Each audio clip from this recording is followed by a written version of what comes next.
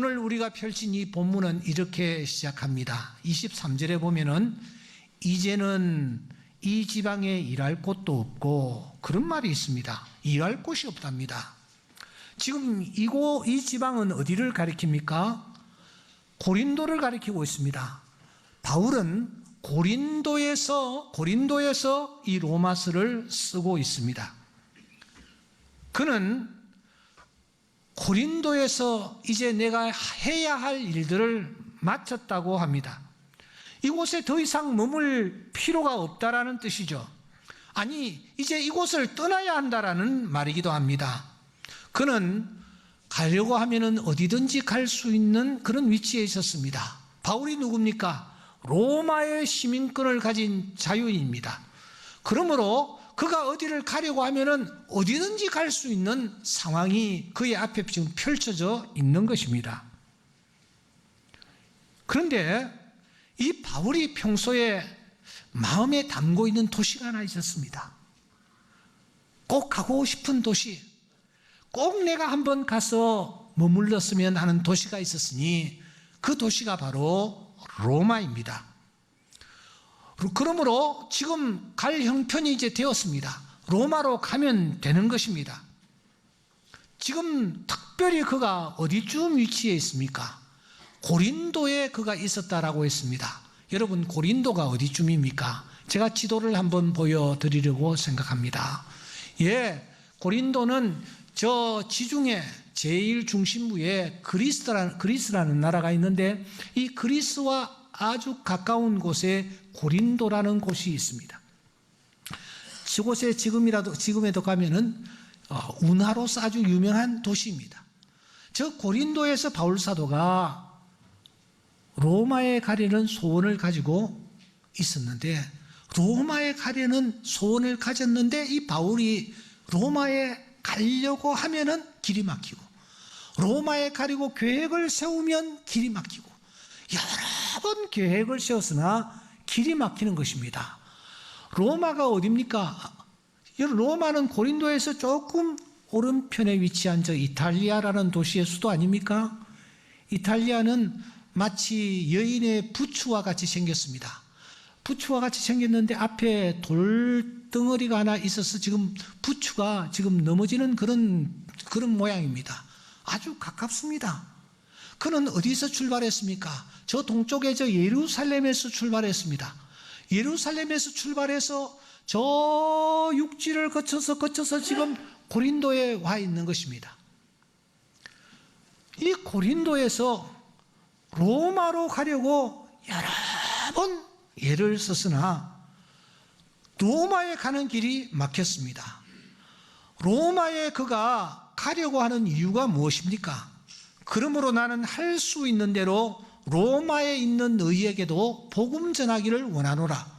하나님의 복음을 전하려는 순수한 마음을 가지고 하나님 나라 확장을 위하여 로마에 가려고 생각하는 것입니다. 그는 로마를 넘어서 독금을 가지고 있습니다. 15장 24절에 보시면 지나가는 길에 너희를 보고 먼저 너희와 사귐으로 얼마간 기쁨을 가진 후에 너희가 그리로 보내주기를 바랍니다. 여기 그리는 어디냐면은 스바나입니다. 지금의 스페인입니다. 당시 스페인을 그들은 어떻게 생각했느냐? 문명권의 마지막 언저리, 변방, 다시 말하면 땅끝으로 생각했습니다. 그러니까 바울 사도는 예루살렘에서 출발하여 이 고린도까지 왔습니다. 고린도까지 왔으니 로마에 가겠다. 로마에 가서 복음을 전하고, 그리고 로마에서 다시 저 끝, 지금 보이지는 않습니다만 저 끝에 위치한 스페인까지 내가 나아가서 하나님의 복음을 전하겠다라는 꿈과 계획을 가지고 있었단 말입니다. 그런데 여러분, 계속하여 어떤 일이 일어납니까? 로마서 1장 10절에 보시면 어떻게 하든지 이제 하나님의 뜻 안에서 너희에게로 나아갈 좋은 길 얻기를 구하노라 하면서 소원을 가졌는데, 13절에 보시면 형제들아 내가 여러 번 너희에게 가고자 한 것을 너희가 모르기를 원치 아니하노니 그런데 지금까지 길이 막혔도다. 15장 22절에 보시면 그러므로 또한 내가 너희에게 가려 하던 것이 여러 번 막혔다. 이상하게 길이 막히는 것입니다. 선한 뜻을 가지고 있는데 그 선한 뜻을 이룰 수가 없는 것입니다. 한두 번이 아니라 여러 번 길이 막히는 것입니다. 더 정확하게 말씀드리면 하나님이 바울 사도의 길을 막으시는 것입니다. 꿈을 포기하게 하시는 것입니다. 계획을 멈추게 하시는 것입니다. 한두 번이 아니라 여러 번 그렇게 하십니다. 시도할 때마다 헛사로 돌아가게 하십니다. 그는 도무지 이런 하나님의 뜻을 이해할 수가 없었습니다. 왜 하나님께서 나의 선한 뜻을 막으시는가? 이루어지지 못하게 하시는가? 여러분, 인생의 길을 걸어갈 때에 우리도 이런 경험을 할 때가 참 많습니다. 분명히 선한 뜻을 내가 가지고 진행을 하는데 그 일이 이루어지지 않는 것입니다. 성사가 되지 않는 것입니다. 혹시 지금 이런 상황에 놓여 있는 분은 안 계십니까? 이것은 아무리 생각해 봐도 바른 뜻이고 선한 계획인데 왜 하나님께서 이 선한 계획을 이루어 주지 않으시는가? 왜 이 길로 걸어가지 않게 하시는가? 왜 막으시는가? 그런 일 때문에 힘들어하며 낙심하며 또 고민하고 계시는 분은 없습니까? 그런 분들이 계시다면 오늘 우리가 나누는 이 말씀 속으로 들어오셔야 합니다. 그리고 이 말씀 속에서 우리에게 주시는 하나님의 음성에 귀를 기울이셔야 합니다. 바울, 그도 인간입니다. 그러므로 정말 많이 실망했을 것입니다. 하나님의 영광을 위해서, 하나님 나라를 위해서 나아가려고 하는데 막으시는 이유를 알 수 없었기 때문입니다. 그래서 그는 실망하면서 편지라도 써서 보내야 되겠다 라고 쓴 책이 로마서가 아닙니까? 하지만 가슴 밑바닥 깊은 밑창에는 캐션 마크가 여전히 남아 있었습니다. 아니, 하나님에 대한 앙금이 남아 있었던 것입니다. 그래서 그가 로마서를 시작하면서 그리고 또 로마서를 마무리하면서 또 한 번 그는 그 부분을 언급하는 것입니다. 그러므로 또한 내가 너희에게 가려 하던 것이 여러 번이나 막혔다는 것입니다. 그런데 여러분, 이런 바울에게 큰 깨달음이 왔습니다. 왜 하나님께서 막으셨는지를 알려주셨다라는 것입니다. 하나님이 그에게 음성으로 들려주셨습니까? 아니요. 하나님이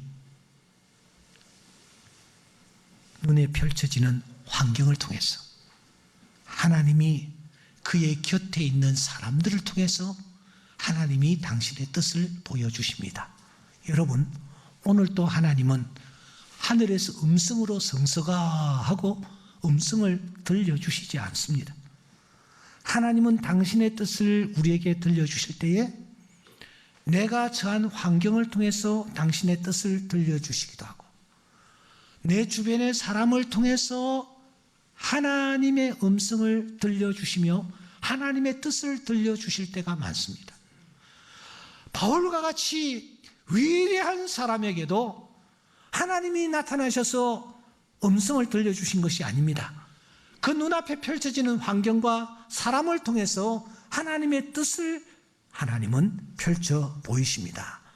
그것이 무엇이었습니까? 여러분, 15장 25절은 굉장히 중요한 말씀입니다. 그러므로 우리 다 같이 한번 읽어보겠습니다. 시작. 그러나 이제는 내가 성도를 섬기는 일로 예루살렘에 가노니. 한 번 더 시작. 그러나 이제는 내가 성도를 섬기는 일로 예루살렘에 가노니. 제가 이 그러나라는 단어를 좀 두텁게 기록을 했습니다. 여기에 깊은 뜻이 있기 때문입니다. 이 그러나라는 이 접속사 속에는 이런 뜻이 있습니다. 내가 지금 로마에 갈 수 있다 이 말입니다. 로마에 지금 가려고 하면 내가 얼마든지 갈 수가 있다. 스바나도 갈 수가 있다. 지금 여기 딱히 이제 할 일도 없지 않는가? 여기서 내가 해야 할 일 다 끝났다. 그러므로 내가 여기에 더 머물 이유가 없다. 그런데 내 눈앞에 이런 일이 펼쳐지고 있다. 어떤 일이 펼쳐지고 있느냐? 내가 성도를 섬기는 일로 어디로 가야 될 일이 생겼다? 예루살렘에 가야 할 일이 생겼다는 것입니다. 무슨 말입니까? 내 꿈보다 내 계획보다 더 중요한 하나님의 뜻, 하나님의 계획을 발견했다라는 거예요. 하나님이 우선적으로 내가 무엇을 해야 될지를 보여주고 계시다라는 것입니다. 그것은 예루살렘에 있는 성도들을 섬기기를 하나님이 원하신다라는 것입니다. 그래서 내 계획, 내 꿈인 로마가 아니라 하나님의 계획, 하나님의 꿈인 예루살렘으로 내가 가려 한다고 그는 말하고 있습니다. 로마로 갈 수 있음에도 불구하고 가지 않고 스바나로 가야 할 꿈을 지금 접고 있다는 것입니다. 사실 그는 지난 20년 동안 사랑하는 여러분, 복음을 위하여 미친 사람입니다. 그는 결혼까지도 포기했습니다. 그는 이렇게 고백합니다. 내가 달려갈 길과 주 예수께 받은 사명, 곧 하나님의 은혜의 복음을 증언하는 일을 마치려면 나의 생명조차 조금도 귀한 것으로 여기지 아니하노라. 그는 복음을 전하는 것과 자기 생명을 분연히 맞바꾸겠다고 다짐하며 달려왔습니다. 이러한 바울 사도의 모습을 바라보며 당시 이스라엘에 파송되었던 베스도 총독은 그를 향하여 손가락질하며 이렇게 말합니다. 바울아, 네가 미쳤도다.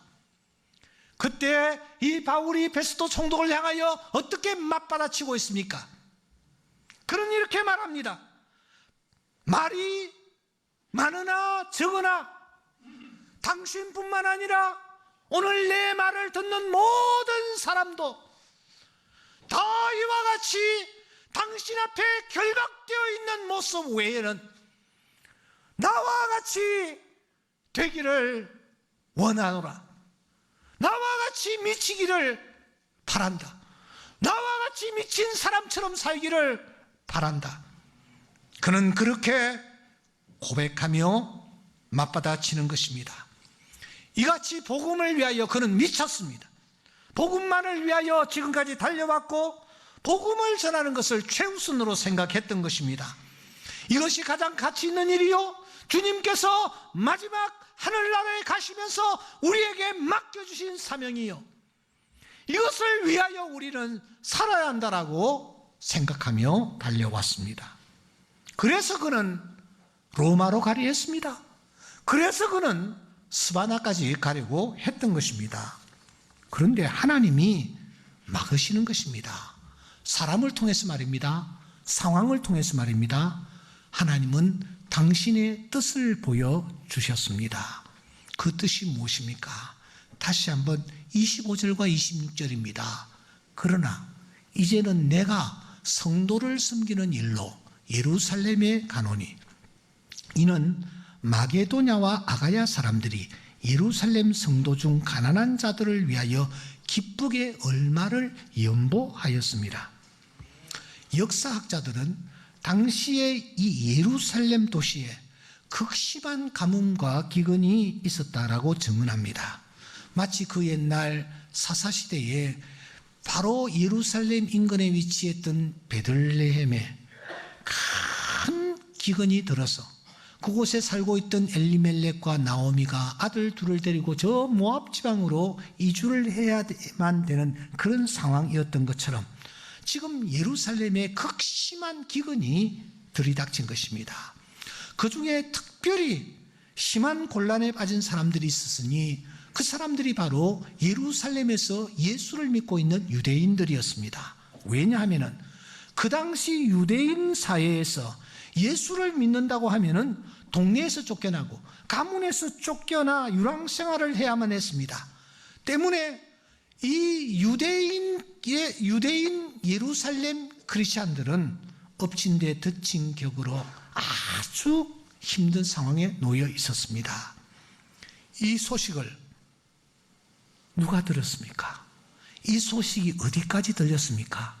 오늘 성경 26절에 보면은 마게도냐, 아가야에까지 들렸나 봅니다. 여러분, 마게도냐는 어디에 위치해 있습니까? 아가야는 어디에 위치해 있는 지방입니까? 제가 지도를 좀 보여드리겠습니다. 조금 전에 우리는 그리스라는 저 도시 곳에 고린도가 있다는 것을 확인했습니다. 그 그리스 바로 위에 아가야 지방입니다. 그 아가야 지방의 바로 북쪽이 마게도냐 지방입니다. 우리나라로 치면 경상남도, 경상북도 하는 도지방입니다. 마게도냐 지방입니다. 여러분, 예루살렘이 어디에 위치했습니까? 저 지중해의 동쪽 귀퉁이에 예루살렘이라는 도시가 있습니다. 바울은 지금 아가야 바로 밑에 있는 고린도에 위치해 있습니다. 그런데 예루살렘에 있는 성도들이 지금 극심한 가난 속에서 아사직전에 있다라는 소식이 멀리 아가야 마게도냐까지 들렸던 것입니다. 그곳에 있는 성도들이 생각했습니다. 예루살렘 성도들에게 우리가 복음으로 비치고 있지 않는가? 근데 저분들이 물질로 지금 힘들어한다고 하니 우리가 정성껏 연보를 좀 하자. 그렇게 의논이 되었고 그들이 연보를 하게 된 것입니다. 저 지역은 굉장히 비옥한 땅이요, 부유한 사람들이 살고 있기 때문에 아마 연보가 상당한 금액이 모여졌을 것입니다. 그런데 이 연보를 어떻게 지금 빨리 급히 하루라도 빨리 전달해야 되겠는데 누구를 통해서 전달할까? 그들의 내리에 동시에 떠오르는 인물이 하나 있었으니 그분이 바로 바울 선생입니다. 왜냐하면 바울로 말미암아 마게도냐 아가야에 교회가 생겼고 바울로 말미암아 그들이 예수를 알게 되었기 때문입니다. 그렇다. 우리 바울 선생에게 이 연보를 부탁해서 연보를 좀 전달해 달라고 부탁을 하자. 여러분, 이해가 되십니까?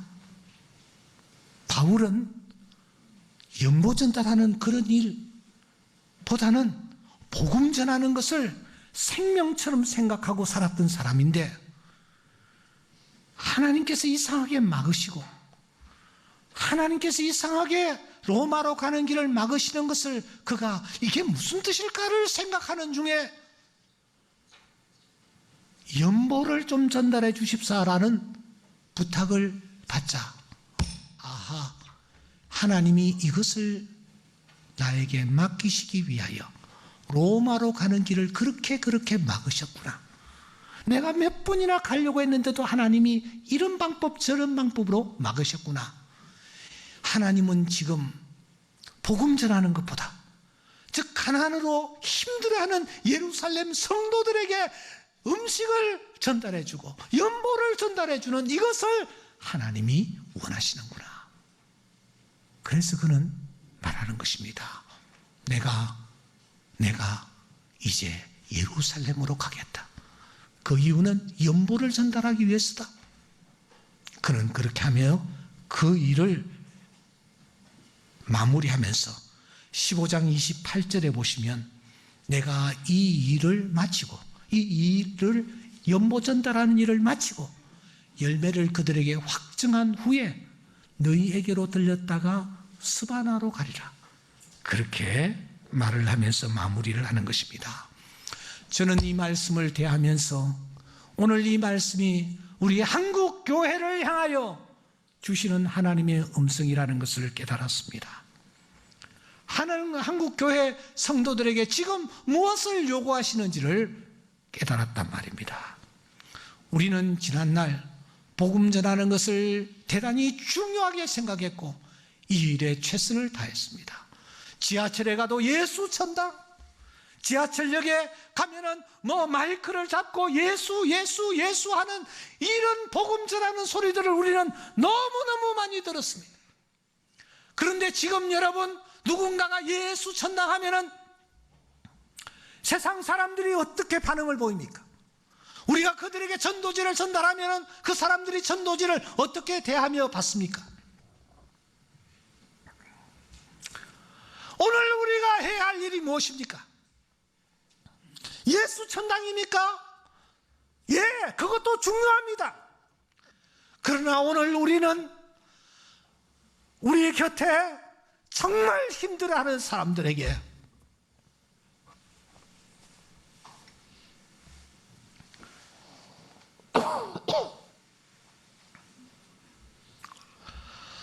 바울처럼 다가가야 합니다. 그들을 도우고 그들에게 따뜻한 손을 내밀어야 합니다. 오늘 우리 한국교회가 이 위기 앞에서 먼저 해야 할 일이 이것이라는 것을 우리에게 말씀하고 계십니다. 한국교회 근위가 땅에 떨어졌습니다. 전도를 하지 않았습니까? 예수를 믿는 것이 이렇게 부끄러울 때가 없었습니다. 하나님은 오늘 우리에게